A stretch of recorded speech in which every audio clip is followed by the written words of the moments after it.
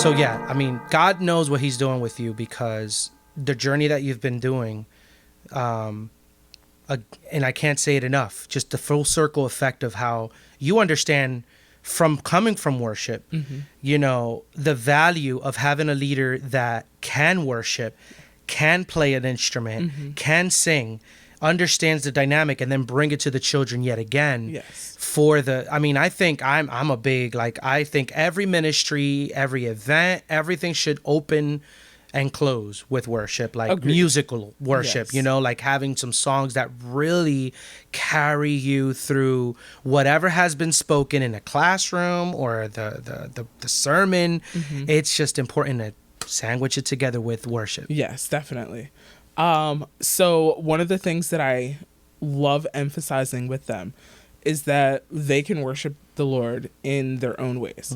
So I quite often ask them how I worship the Lord, how they see me worshiping the Lord. And they say, you sing, you play the guitar. And my favorite question, is that the only way that we can worship the Lord? And they're on it. No, we can, when it comes to music, we can sing, we can dance, we can clap our hands, we can lay down on the floor and cry if that's what you're being led to do.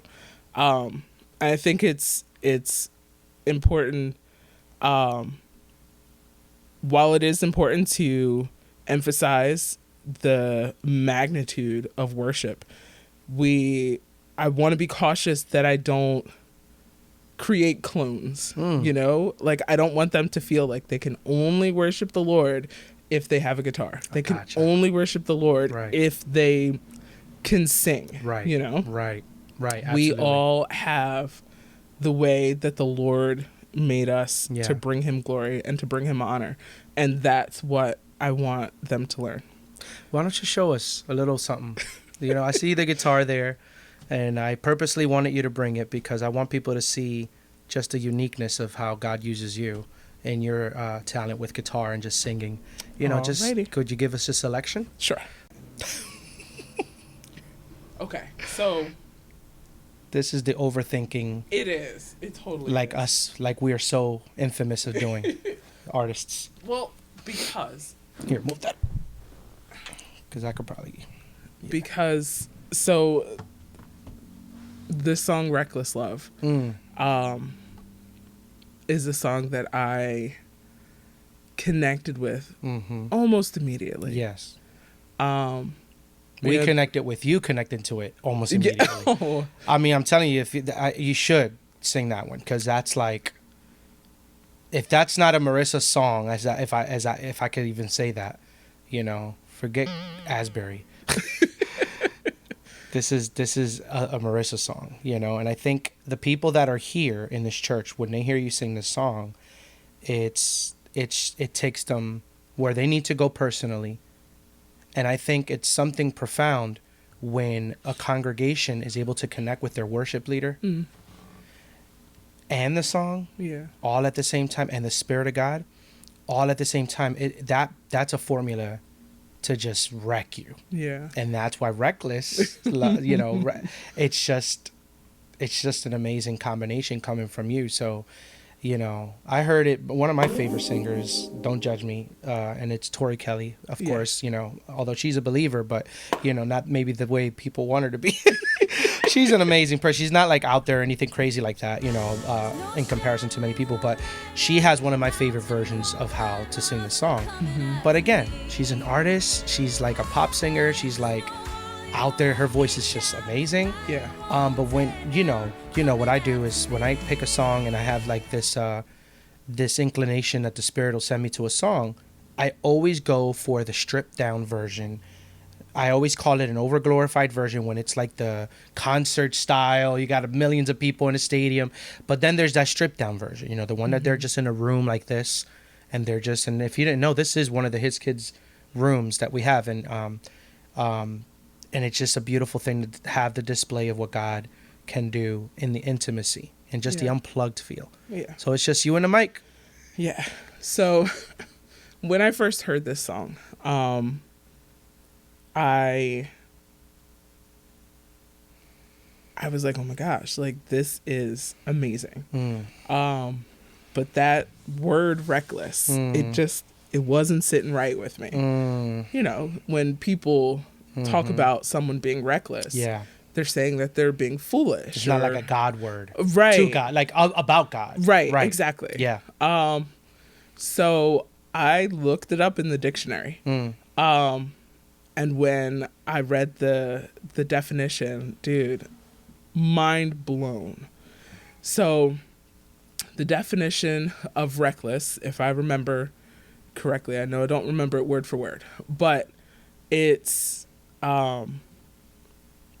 taking an action without regard of your own, without consideration of your own self.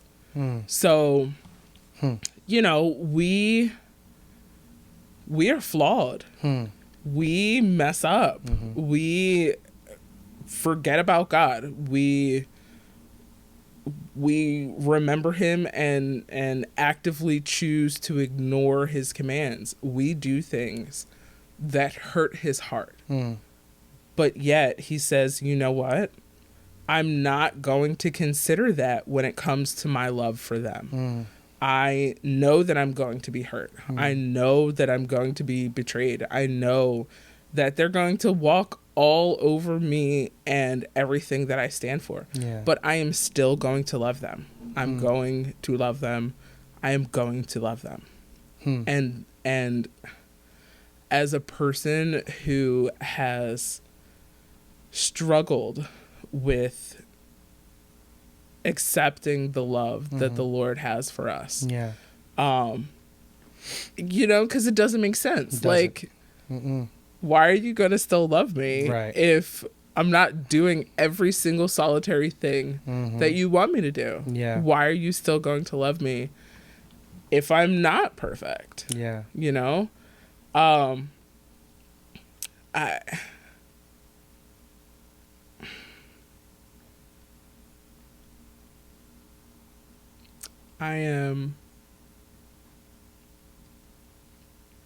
I feel like I'm still on my journey to really understanding the love of God. But I'm very grateful that his affection does not depend on my comprehension. And that rhymed. Yeah. That's beautiful. God's still going in on Marisa. God is just like, see, and this is a little loose theology for this. You know, when we say God in the Bible, we're seeing his example of how Jesus was here. And we always say he was both man and both God. The word reckless is not, as we said earlier, a word that we would prefer to use for God, right? Because it's a human word. It's a lot of human words. A lot of times we forget that the Bible was inspired by the Holy Spirit to man, you know? It's almost like a combination that God, he wanted it to be that way, because there's a lot of stuff that, you know, God inspired, you know, Paul and Timothy and all these different like heroes of the faith, you know, that humans from core to core, Peter, you know, I mean, he did some of the most craziest things that you would think, you know, yet Jesus was like, you know, so forgiving and so understanding to his humanity, to all of our humanity.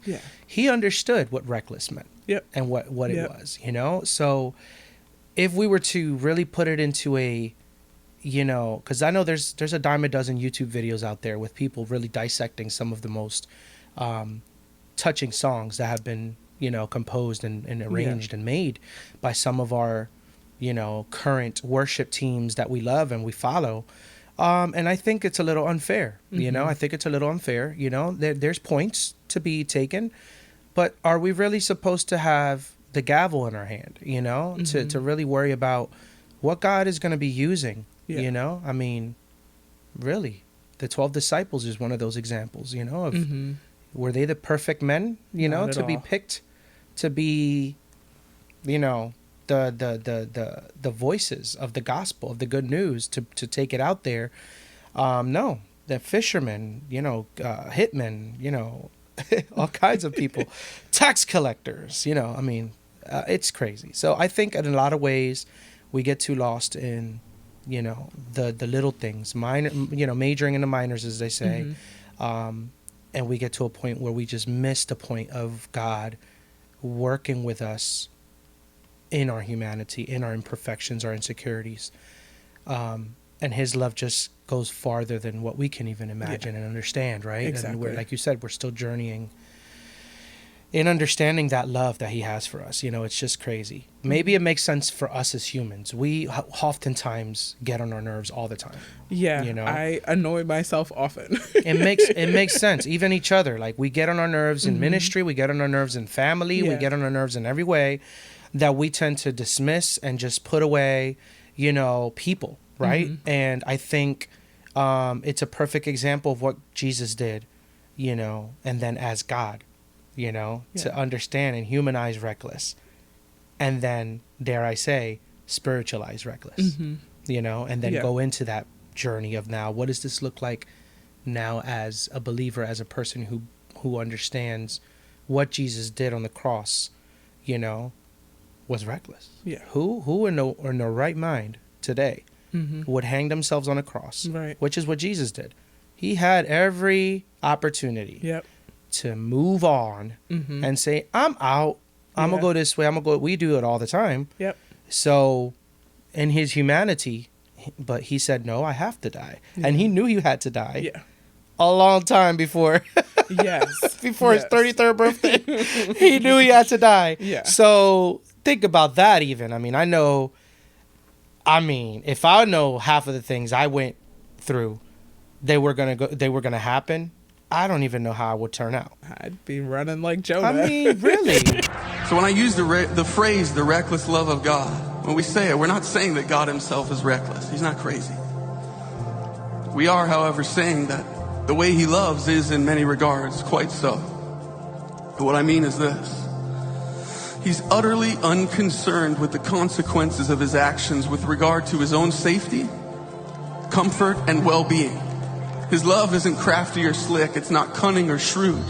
In fact, all things considered, it's quite childlike. And might I even suggest sometimes downright ridiculous. His love bankrupted heaven for you, for me. His love doesn't consider himself first. It isn't selfish or self-serving. He doesn't wonder what he'll gain or lose by putting himself on the line.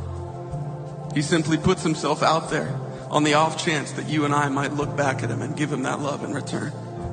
His love leaves the 99 to find the one every time. And to many practical adults, that's a foolish concept. But what if he loses the 99 and finding the one, right? What if? Finding that one lost sheep is and will always be supremely important. His love isn't cautious. It's a love that sent his own son to die a gruesome death on a cross. There's no plan B with the love of God. He gives his heart so completely, so preposterously, that if refused, we would think it irreparably broken. Yet he gives himself away again and again and again and again, time and time again. Make no mistake, our sins do pain his heart, and 70 times 7 is a lot of times to get your heart broken. And yet he opens up and allows us back in every single time. His love saw you when you hated him, and all logic said they'll reject me. He said, no, I don't care what it costs me. I lay my life on the line as long as I get their hearts. To make it personal, his love saw me, a broken down kid with regret as deep as the ocean. My innocence and youth poured out like water. And he found me and he put me on his shoulders. And he carried me on. Because he's just that good. He's just that kind. He's a father that never gives up.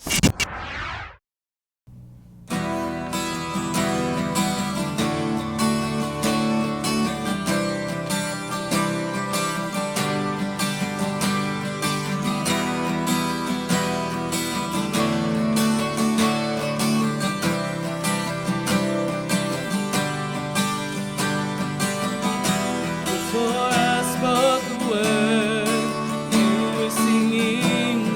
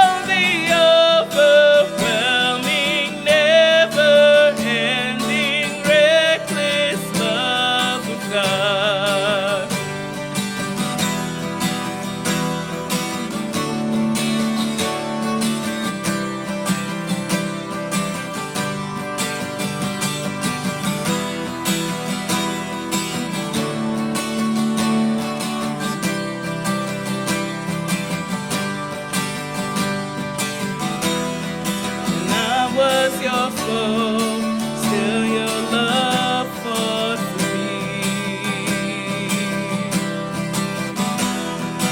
You've been so good to me.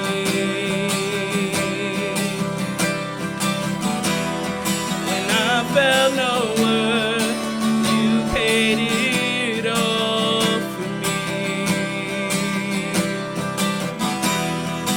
You've been so kind to me. Oh, the overwhelming, never-ending, reckless love of God. Oh, it chases me down, fights till I'm found, leaves the 99. I couldn't earn it, I don't deserve it, still you give yourself away. Oh, the overwhelming, never-ending, reckless love of God.